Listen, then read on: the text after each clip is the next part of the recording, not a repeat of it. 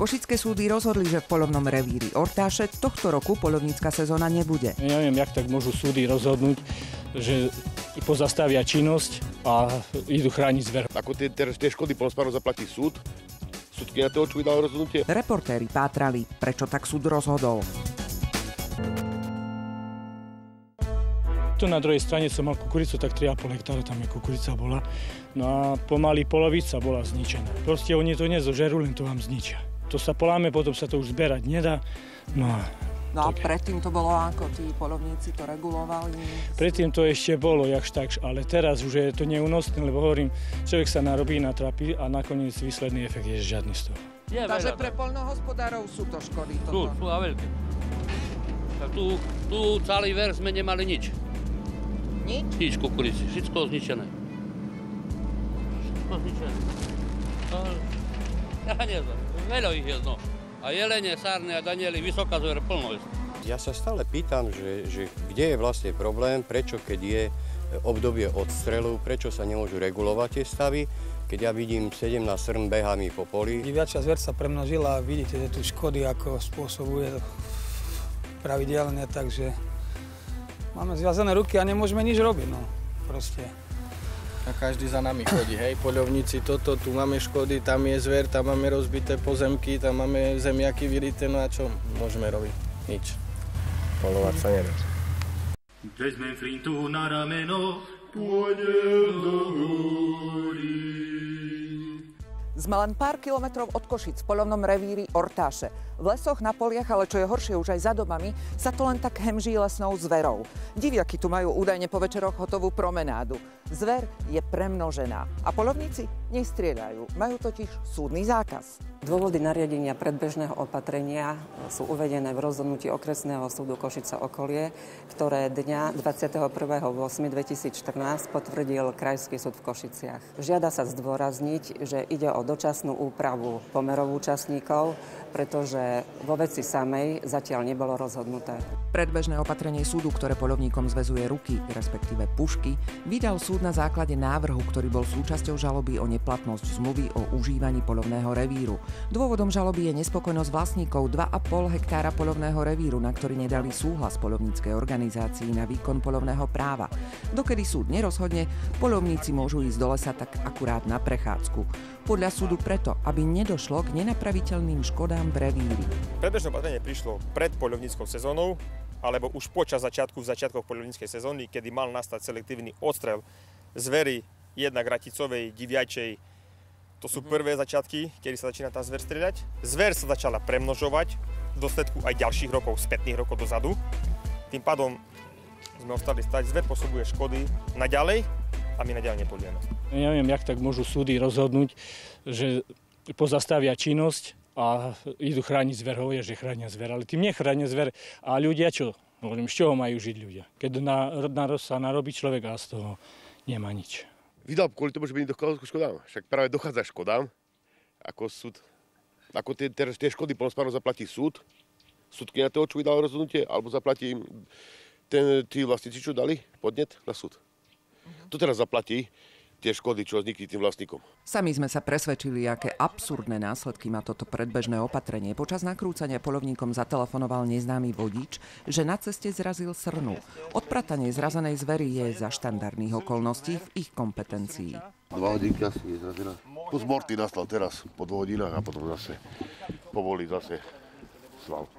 Môžeme ju zobrať, alebo nie, keď máme predbežné. Toto potrebujeme.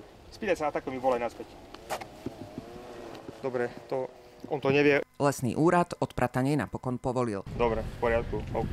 Ak by ich pritom ale načapala polícia, mali by dosť veľký problém vysvetliť, prečo manipulujú so zverou, keď majú súdny zákaz výkonu poľovného práva.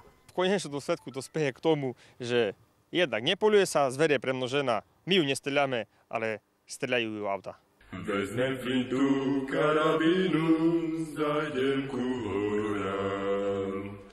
Tam jelenia zabijem, tam sa najem, napijem.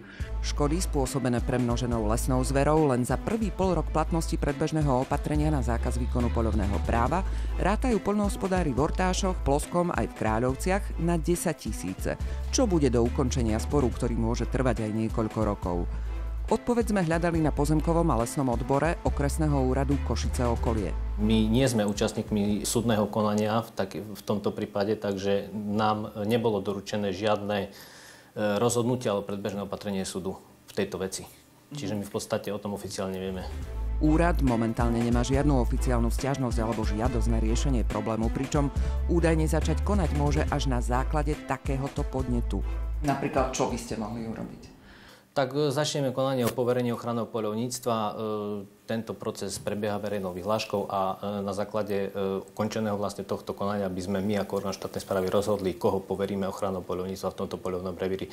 Zrejme by to bola nejaká poľovnícka organizácia. Toto všetko sú následky predbežného opatrenia o zákaze výkonu poľovného práva. Poďme teraz ale k dôvodom. V poľovnom revíri Ortáše to už vrie niekoľko rokov. O poľovné právo tu medzi sebou súperia dve poľovnícke organizácie. Občianske poľovnícke združenie Torisa a poľovnícka organizácia Kráľovce. A práve im sa minulého roku po dlhých rokoch sporov podarilo vyfúknuť revír poľovníkom zo združenia Torisa. Totiž základným kritériom k tomu, aby poľovnícka organizácia získala poľovné právo, je súhlas vlastníkov pôdy. A keďže poľovnícka organizácia Kráľovce združuje takmer výlučne vlastníkov pôdy, využili svoje právo a dali poľovníkom zo združenia Torisa výpoveď. Bolo valné zhromaždenie, lesný úrad to uznal, my sme začali normálne poľovať. Plán chovu a lovu sa spravil a po 3 mesiacov prišli a predbežné opatrenie a nám zastavili. Poľovníci z Kráľoviec podpísali v súlade so zákonom zmluvy o nájme pozemkov s takmer 70% vlastníkov. Ostatní, opäť podľa zákona, musia ich poľovné právo strpieť. Lenže poľovnícka organizácia Kráľovce ešte ani poriadne nezačala svoju činnosť a už jej ju súd predbežným opatrením stopol. Problém spočínul v tom hlavne, že 5 vlastníci podali žalobu, alebo respektívne povedané, že ich práva, vlastnícke práva boli poškodené. Ich vlastnícke práva šťastí boli poškodené, ale nemôžu 3 hektáre alebo 2,5 hektára, koľko im tam vychádzalo, nemôžu zablokovať 1360 hektárový revír. Keby to tak bolo, tak je to všade na celom Slovensku by nepoľoval nikto. Lebo stále sa nájde jedna duša v tom poľovnom revíri, kde má aj tie poľovné pozemky nejaká fyzická osoba a podá žalobu na súd. 5 vlastníkom pôdy v poľovnom revíri Ortáše, s ktorými poľovnícka organizácia Kráľovce zmluvy nepodpísala, sa podaril husársky kúsok. Predbežné opatrenie vydané súdom na ich návrh spôsobilo, že poľovníci, ktorí sa po rokoch snaženia konečne dostali k revíru, si z pušky tak skoro nevystrelia. Keď teraz by som išiel z puškou do lesa, je to trestný čin pytľastva. A nikto sa so mnou baviť nebude, že bol za mnou Jožkov, že by som mu išiel vyplašiť diviako z kukurici. Nie. Zákon toto nepozná. Si s puškou v lese, nemáš tam čo robiť, je to trestný čin. Koniec. Vybavená vec. Pozrime sa teraz dôkladnejšie na 5 žalobcov, ktorí celú túto prekérnu situáciu spôsobili. Pokúsili sme sa ich osloviť. Telefón prvého žalobcu zodvihla jeho dcéra. Povedal, že nemá záujem. Povedal, že oni majú svojho právnika a že keby ste chceli, takže akože sa máte kontaktovať s jeho ich právnikom. Právny zástupca žalobcov dr. Ferenčík o žalobe a o svojich klientoch veľa hovoriť nechcel. Pokiaľ nie je ukončené súdne pojednávanie, tak ja nemám ani právo, ani povinnosť ako sa vyjadrovať k tomu, okrem toho, že ja trvám na žalobe, ktorú som zastúpený ako subjekt, teda fyzický osôb, ktoré vlastne ako mal splnomocnili, že na tom trvám v svojom rozsahu. V žalobe vypracovanej doktorom Ferenčíkom vystupujú žalobcovia ako ukrivdení vlastníci pozemkov, ktorých práva boli porušené tým, že sa ich nikto nepýtal, či chcú, aby na ich pozemkoch niekto vykonával poľovné právo. Nám sa ale podarilo získať tzv. Povolenky na lov zverí. A čuduj sa svete, všetkým 5 žalobcom, dokonca aj ich právnemu zástupcovi, doktorovi Ferenčíkovi, boli v roku 2013 vydané povolenky na lov.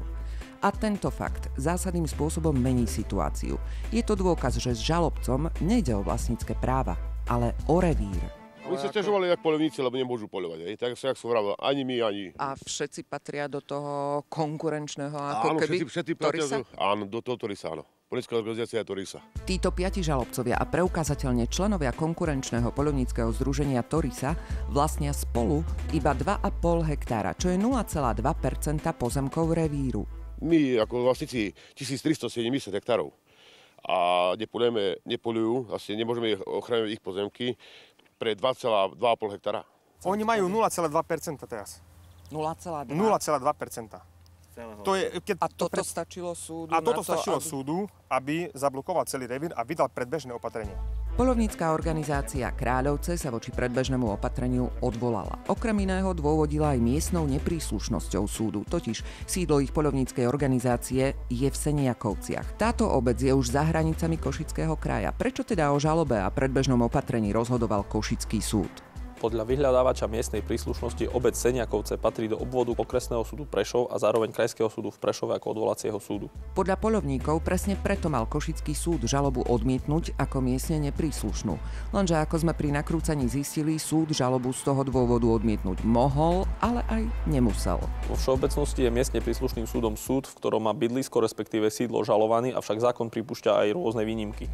O tom, že miestne príslušným súdom je Prešovský súd, musel vedieť aj právny zástupca žalobcov. Zaujímalo nás, prečo mu tak záležalo na tom, aby sa o revíri rozhodovalo v Košiciach. Prečo ste tú žalobu podávali do Košíc? Veď tam žalovaný ide o občianske konanie a tam žalovaný v prvom rade má sídlo v Prešove. Prečo ste to dávali do Košíc? Pretože jedná sa o nehnuteľnosť, jedná sa o poľovný revír na území Košice okolie, teda kraj Košický, okres Košice okolie, a pre okres Košice okolie je kompetentný miestne príslušný súd, okresný súd Košice okolie. Čiže využili ste tú výnimku, hej? Áno, ja som to využil, ja som to tam napísal. Takže, ak si to zhrnieme, pre vydanie predbežného opatrenia, ktoré zviazalo ruky poľovníkom, ktoré poľnohospodárom spôsobuje 10 000-ové škody a o ktorom mohol, ale nemusel rozhodovať Košický súd, stačila žaloba vlastníkov 0,2% revíru. A to už je dosť dobrý dôvod na to, aby sme začali pátrať, prečo súd tak neobvyklo altruisticky pristupoval k tejto žalobe. Tak by som vám položila otázku, že kto za tým celým je? Tak kto? No, viete, čo menovať ťažko, nechcem menovať, ale bývalí členovia ako poľovníckej organizácie Ortašej, pán hospodár, pán tajomník a on bol člen ten pán Držbar, poľovníckeho združenia, ktorý je na súde. Jeho manželka je sudkyňa Krajského súdu. Reč je o pánovi Hlaváčovi, ktorý si oblíka talár ako prísediaci na súde a jeho manželka je dlhoročná sudkyňa Krajského súdu v Košiciach. Ja sa tomu nevenujem, mladá pani, po prvé. Po druhé, ja žalobu nepodal, ani ja si nemám nič. Rozumiete? Ja neviem, skade oni, alebo kto to na to prišiel. Áno, a s vašou manželkou rozprávate pravdepodobne o týchto veciach doma, o problémoch okolo poľovného revíru? Mladá pani, ona nič nevie, lebo ona není zvedavá na to, ani mi neradi, ani nič. Čiže, ale vie o tom, že ste poľovník a že ste teda poľovník. To vie, že som poľovník, ale ona nemá záujem o to. V povolenkách na odstrely pre členov poľovníckej organizácie Torisa sme našli aj meno ďalšieho sudcu okresného súdu v Košiciach, doktora Kotusa. Na spájanie jeho mena s rozhodnutím súdu odmietol telefonicky aj prostredníctvom hovorkyne súdu akokoľvek reagovať. Komu lepšie na tom svete, ako chlapci nám. Vezmem flintu, karabínu, zajdem ku horám. Podľa našich informácií majú ku konkurenčnému poľovníckemu združeniu Torisa vraj blízko aj ďalší sudcovia košických súdov, ktorí si údajne nezriedka chodili do revíru v Ortášoch zapoľovať. Pre nedostatok dôkazov ich však uvádzať nebudeme. V každom prípade je tu príliš veľa dôvodov na spochybnenie takého rozhodnutia súdu, ktoré nahráva jednej strane. A ak je na tej strane aj sudcovská moc, potom sú váhy justície nebezpečne naklonené nespravodlivosti. A minimálne toto je chyba Košického súdu, ktorý mal možnosť tento prípad v súlade so zákonom posunúť nestrannému súdu do Prešova a takto elegantne sa zbaviť možných pochybností a obvinení z klientelizmu.